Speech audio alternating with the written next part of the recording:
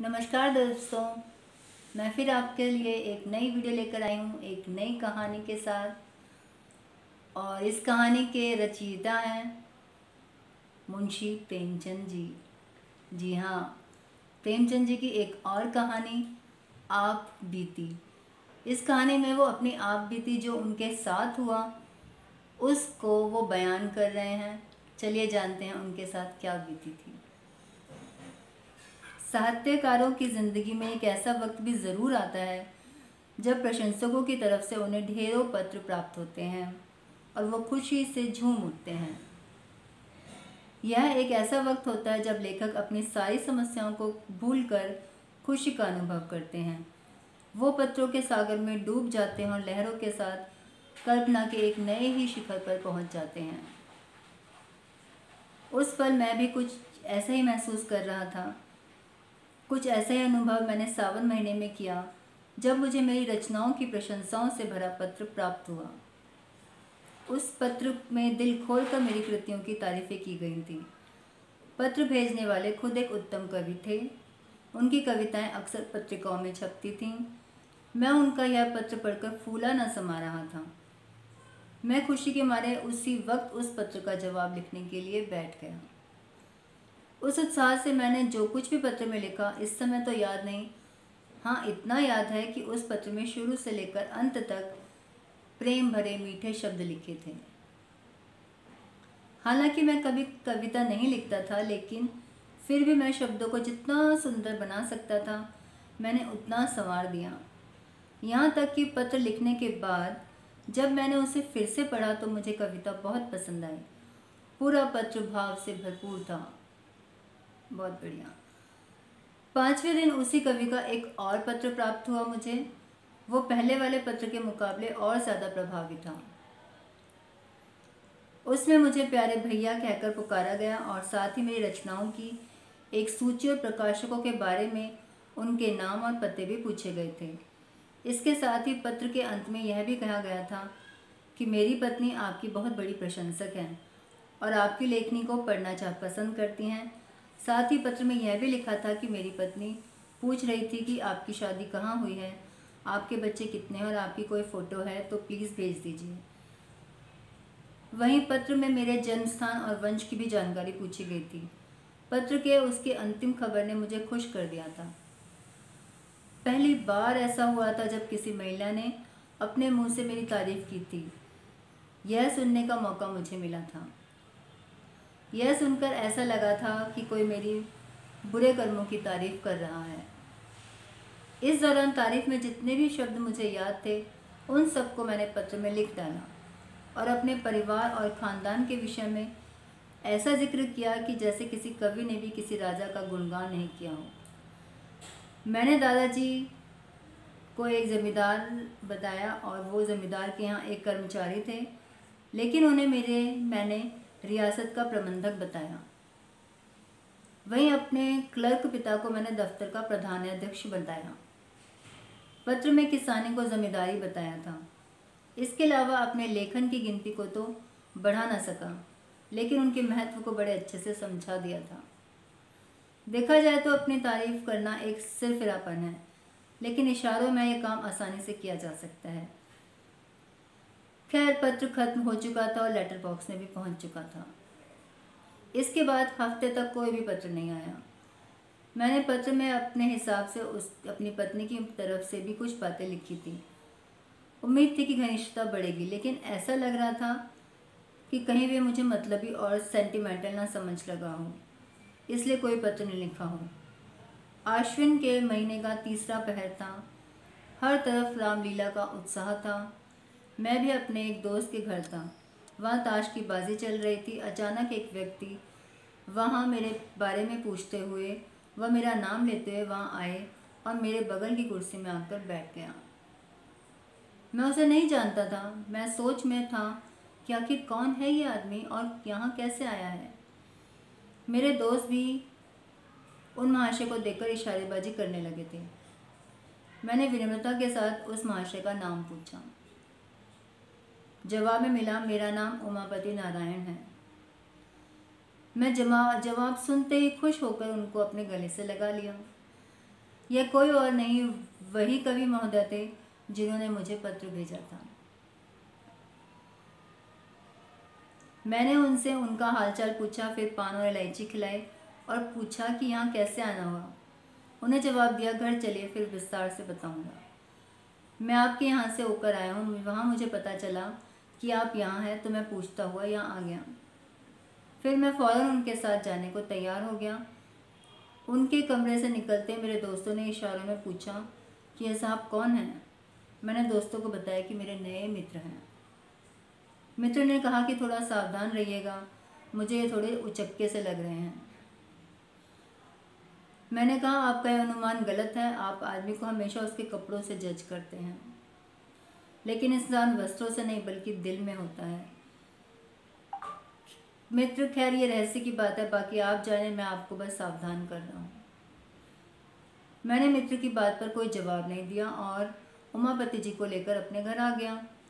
मैंने उनके लिए बाजार से खाना मंगवाया। इस दौरान उन्होंने अपनी कई सारी कविताएं मुझे सुनाई। कविताएं सुनाते वक्त उनका आवाज़ बहुत मनोहर और मीठी लग रही थी। हालांकि कविताएं तो मुझे समझ नहीं आई, लेकिन मैंने उनकी कविताओं की तारीफ के पुल बांध दिए। मैं खुशी के मारे उनकी कविताओं की वाहवाही करने लगा। ऐसा लग रहा था जैसे मानो मुझ में बढ़कर कोई काव्य प्रेमी नहीं है।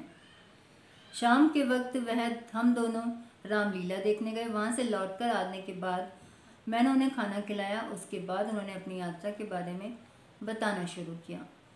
उन्होंने बताया कि वह इस वक्त कानपुर जा रहे हैं अपनी पत्नी को लेने के लिए।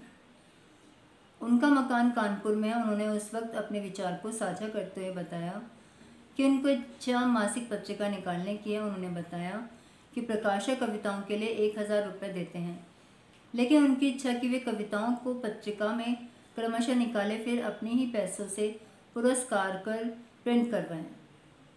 उमापति ने यह भी बताया कि उनकी जिम्मेदारी कानपुर शहर में है, लेकिन वह साहित्यिक जिंदगी बिताना चाहें। उन्हें जिम्मेदारी से नफरत है। उन्होंने बताया कि उनकी पत्नी लड़कियों के एक स्कूल में प्रधानाध्यापिका है। यह सारी बातें देर रात तक चलती रहीं। अधिकांश बातें उस दिन की याद नहीं हैं। हाँ, बस इतना याद है कि हमने अपनी भावी ज़िंदगी का ऐसा प्रोग्राम बना लिया था। उस वक्त मैं अपनी किस्मत को सराह रहा था कि घर बैठे बैठे मुझे भगवान ने एक सच्चा दोस्त भेज दिया। हम रात लोगों को बात करते करते लगभग आधी रात यूं ही बीत गई। उन्हें अगले दिन सुबह 8 बजे निकलना था। जब मैं सोकर उठा तो सुबह के 7 बज रहे थे। मैंने देखा कि उमापति तो जाने की तैयारी में थे। बोले, इजाज़त दीजिए, लौटते वक्त इधर से ही जाऊंगा। इस वक्त आपको तकलीफ़ दे रहा हूँ, माफ़ करिएगा। जब कल मैं चला था तो उस वक्त सुबह के 4 बजे थे। चलने की चिंता में पूरी रात जागना पड़ गया। गाड़ी में बैठते झपकियाँ आने लगी तो मैंने गए कोट उतार दिया और फिर लेटा तो फ़ौरन सो गया। मुगल सराय में आंख खुली तो देखा कि कोट गायब था। कोट को मैंने चारों ओर ढूंढा, पता ही नहीं चला कि मेरा कोट किसने चोरी किया। मेरे कोट में उस वक्त 50 रुपये रखे थे, वो भी साथ में चले गए। पत्नी के मैके उसे लेने जाना है और जाते वक्त मुझे कपड़े ले जाने हैं। आप मुझे 50 रुपये उधार दीजिए। ससुराल में थोड़े बहुत पैसे खर्च होने स्वाभाविक हैं। ऐसे में अगर पैसे ना खर्च करो तो हंसी होगी। मैं आपको लौटूंगा तो आपको पैसे देता हुआ जाऊंगा। मैं उनकी बात सुनकर बड़ी दुविधा में था। मुझे पहले भी एक बार धोखा मिला था। फौरन मन में ख्याल आया कि कहीं इस बार भी धोखा न खा जाऊं। फिर तुरंत ही मुझे अपने इस ख्याल पर शर्म आने लगी। मैंने सोचा, इस संसार में हर आदमी एक जैसा नहीं होता। ये बेचारे कितने सज्जन आदमी हैं, इस वक्त मुसीबत में हैं। ये सोचते हुए मैंने अपनी पत्नी को कहा कि अगर तुम्हारे पास हैं तो कुछ पैसे दे दो। पत्नी ने पूछा, क्या करोगे? मैंने कहा, कल जो मेरे मित्र हैं उन्हीं किसी ने उनके रुपए सफ़र से चुरा लिए। उन्हें ससुराल अपनी पत्नी को लेने जाना है, लौटते वक्त वो पैसे दे देंगे। मेरी बातों को सुनकर पत्नी ने मजाक करते हुए कहा कि तुम्हारे जितने भी दोस्त हैं सब तुम्हें धोखा देने ही आते हैं। मेरे पास कुछ पैसे नहीं हैं। फिर मैंने थोड़ा अपनी पत्नी को मनाते हुए कहा, पैसे हैं तो दे दो ना। बेचारे तैयार होकर खड़े हैं, उनकी गाड़ी छूट जाएगी। पत्नी ने कहा, बोल दो जाकर, इस वक्त घर में कोई पैसे नहीं है। मैंने कहा, यह कहना इतना आसान बिल्कुल नहीं है। इसका मतलब है कि मैं दरिद्र होने के साथ साथ अच्छा दोस्त भी नहीं हूँ। क्या मेरे पास 50 रुपये का भी इंतज़ाम नहीं हो सकता? उमापति जी को इस पर कोई यकीन नहीं होगा। मेरे पास इतने पैसे भी नहीं हैं। इससे तो यह सही है कि उनमें मैं सीधे सीधे कह दूँ कि हमें आप पर बिल्कुल भी यकीन नहीं है। मेरी बातें सुनकर पत्नी ने झुंझला कर बक्से की चाबी मेरे सामने फेंकते हुए कहा कि तुम जितनी आसानी से बहस कर लेते हो, अगर उतनी आसानी से आदमी परखना जानते तो अभी तक इंसान बन गए होते। जाओ और दे दो रुपए। मुझे तो बस आम से मतलब था, ना कि पेड़ गिनने से। मैंने रुपए निकालकर उमापति जी को उसी वक्त दे दिए और उमापति ने भी पैसे लौटाने का वादा करके चले गए। उमापति 7वें दिन फिर शाम को घर वापस आए। उनके साथ उनकी पत्नी और बेटी भी थी। दही चीनी खिलाकर मेरी पत्नी ने उन दोनों का स्वागत किया, यहाँ तक कि 20 रुपये मुँह दिखाई के भी दिए। इसके साथ कि उनकी बेटी भी थी, मेरी पत्नी ने मिठाई खाने के लिए 2 रुपये दिए। मुझे लगा था कि उमापति जी आने के बाद ही मेरे रुपए लौटा देंगे, लेकिन उन्होंने रात में रुपयों का कोई जिक्र तक नहीं किया। सोते वक्त मैंने पत्नी से कहा कि रुपए का तो उन्होंने जिक्र ही नहीं किया। पत्नी ने मेरी बात सुनकर हंसते हुए कहा कि क्या तुम्हें सच में उम्मीद है कि वो आते ही तुम्हारे पैसे लौटा दे गए? मैंने पहले तुमसे कहा था रुपए मिलने की उम्मीद से पैसे मत देना। यह समझो कि पैसे किसी दोस्त की मदद के लिए दे दिए। पत्नी की बातें सुनकर मैं लज्जित होकर चुप हो गया। उमापति अपने परिवार वालों के साथ 2 दिन तक मेरे घर में रुके।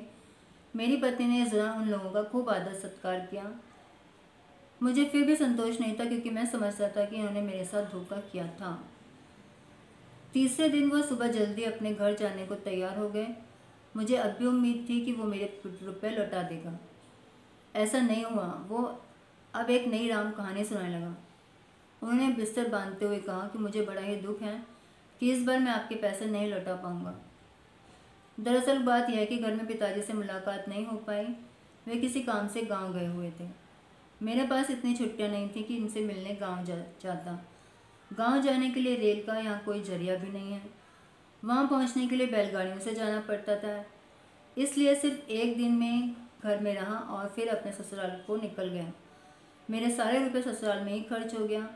अब तो मेरे पास ट्रेन के टिकट तक का पैसा नहीं है। कृपया मुझे 25 रुपये और दे दीजिए। मन तो नहीं किया कि फ़ौरन जवाब दे दूं, लेकिन ऐसा मैं नहीं कर पाया। मैंने पत्नी से पैसे मांगकर उमापति के हाथ पर रख दिए।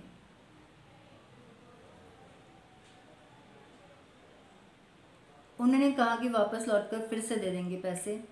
15 दिनों के बाद मैंने एक पत्र लिखकर उनका हालचाल पूछा, लेकिन मेरे पत्र का कोई जवाब नहीं आया। मैंने 15 दिनों के बाद फिर से पत्र लिखा और इस बार मैंने रुपयों के बारे में पूछ लिया। उसका भी कोई जवाब नहीं आया। 1 महीने बाद मैंने फिर पत्र लिखा, लेकिन इस बार भी कोई जवाब ना आया। मैं समझ गया था कि पत्नी ने जो भी कहा था वो सच था। उमापति के इस व्यवहार पर मुझे बहुत गहरा असर पड़ा। फिर इसी महीने मेरे शंत्रलय में बिहार प्रांत से एक कंपोजिटर आया था 15 रुपये मासिक पर। मैंने उसे काम पर रख लिया। उसकी उम्र कोई 17 से 18 साल रही होगी। उसका गंभीर स्वभाव था और उसके बातचीत करने का तरीका भी अच्छा था। यहाँ आते ही तीसरे ही दिन उसे बुखार आ गया। कुछ दिनों के बाद भी जब बुखार नहीं गया तो उसे अपने घर की याद सताने लगी। उससे मुझसे कहा कि वह बीमार है, उसे कुछ रुपए मिल जाए तो वह घर चला जाएगा। फिर वह वहाँ पहुँचकर पैसों का इंतज़ाम करके मुझे भेज देगा। वह सच में बीमार था, लेकिन मैं पहले से ही पैसों के मामले में धोखा खाकर बैठा हुआ था, इसलिए मैंने उसे मना कर दिया। मेरी बातें सुनकर वो रोने लगा और मुझसे मदद की विनती करने लगा, लेकिन धोखे की चोट खाए बैठे मैं पहले से ही पैसों के मामले में धोखा खाकर बैठा हूँ, इसलिए मैंने उसे मना कर दिया। मेरी बातें सुनकर वो रोने लगा, विनती करने लगा, लेकिन धोखे की चोट खाए बैठा मैंने उसकी बातों को नज़रअंदाज कर दिया। दुविधा भरी स्थिति में उसने फिर आकाश को देखा और फिर वहाँ से चला गया। मैं अपने अंदर ही अंदर सोच रहा था, कितने ज़रूरतमंद इंसान को भी मुझे मना करना पड़ रहा है, लेकिन मैं अपनी बात पर दृढ़ निश्चय था। वो लड़का मेरे पास से आंखों में आंसू लेकर गया था। तब कार्यालय का एक क्लर्क जिसका नाम पंडित पृथ्वीनाथ था, उन्होंने उसकी मदद की। चलो अब वो बेचारा अच्छे से घर तो पहुंच जाएगा, यह सोचकर ही मुझे मुफ्त में संतोष मिल गया। लेकिन आज अपनी ही ज़ुबान से मुकर गया। 5वें दिन पैसे आ गए। मेरी आंखें खोल देने वाली यही यातना मुझे शायद ही कभी मिली थी। खैर, इस बारे में अपने पत्नी को मैंने कुछ नहीं बताया, वरना मेरा घर में मुश्किल हो जाता जीना। इस वृतांत को लिखकर मैंने पत्रिका में भिजवा दिया। मेरा मकसद बस इतना था कि मैं लोगों को धोखेबाजी के इस कुपरिणाम का संदेश दे सकूं। मुझे सपने में भी उम्मीद नहीं थी कि इसका मुझे कोई सीधा फल मिलेगा। फिर चौथे दिन 5 रुपये का मनी ऑर्डर मेरे पास आ पहुंचा और मैं उसे देखकर इतना खुश हुआ कि मेरी खुशी की कोई सीमा नहीं थी। मनी ऑर्डर भेजने वाला कोई और नहीं बल्कि वही मिस्टर उमापति जी थे। भेजे गए कूपन पर सिर्फ क्षमा शब्द लिखा था। मैंने वो पैसे ले जाकर अपनी पत्नी को दे दिए और कूपन भी दिखाया। पत्नी ने बड़े ही अनमने तरीके से मुझसे कहा, इसे ले जाकर अपनी अलमारी में रख लो। तुम ऐसे लोभी किस्म के इंसान को मुझे नहीं मालूम था। कुछ पैसों के लिए इस तरह किसी के पीछे पड़ जाना क्या अच्छी बात है? जब पढ़ा लिखा और विनयशील इंसान अपने वादे को पूरा ना करे तो समझना चाहिए वो मजबूर है। विवश हुए इंसान को इस तरह बेइज्जत करना सही नहीं है। मैं इन पैसों को तब तक नहीं रखूंगी जब तक कि उमापति जी का कोई संदेश या पत्र नहीं आता है जिसमें उनके रुपए देरी से भेजने का कारण लिखा हो। हालांकि उस वक्त मैं ऐसी महान बातें सुनने के लिए बिल्कुल भी तैयार नहीं था। मैं तो सिर्फ इस बात से खुश था कि डूबे हुए पैसे आके वापस आ गए थे। इस कहानी से सीख क्या मिलती है कि व्यक्ति को किसी के लिए भी तुरंत राय नहीं बना लेनी चाहिए, उसके कपड़े देखकर उसकी राय नहीं बनानी चाहिए, बल्कि उसके अंदर के इंसान को झांक कर देखना चाहिए। तो कैसी लगी आपको ये कहानी? मिलते हैं एक और नई कहानी के साथ नेक्स्ट वीडियो में। तब तक के लिए बाय।